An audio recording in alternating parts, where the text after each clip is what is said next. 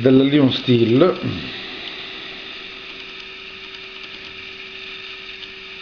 Vi faccio vedere l'ultimissimo arrivato, SR2 Aluminium Green.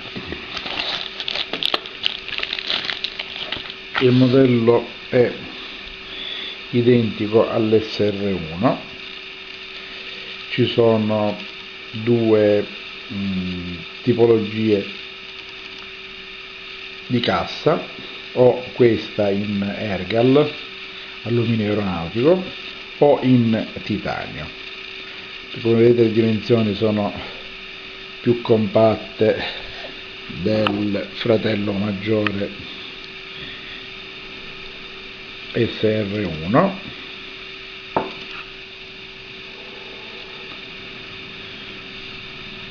anche se la lama è di poco più sottile. Per il resto il disegno è proprio identico al fratello maggiore,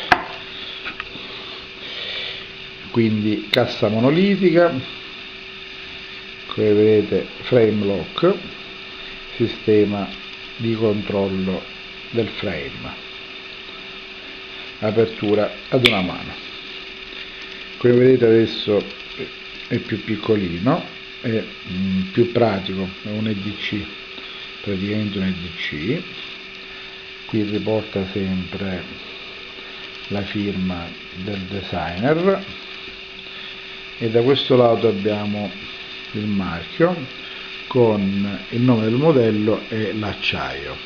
L'acciaio utilizzato per la lama è lo Sleipner,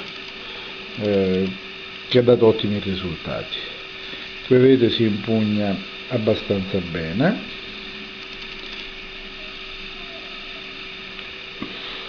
è ancora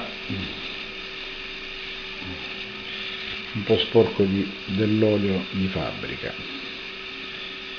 La cassa monolitica è davvero formidabile. Qui nel fondo abbiamo un frangicristalli,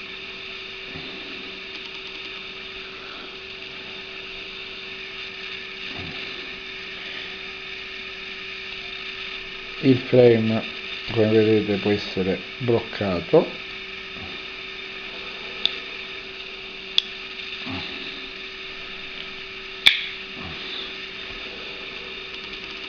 Lion Steel SR2 alluminio.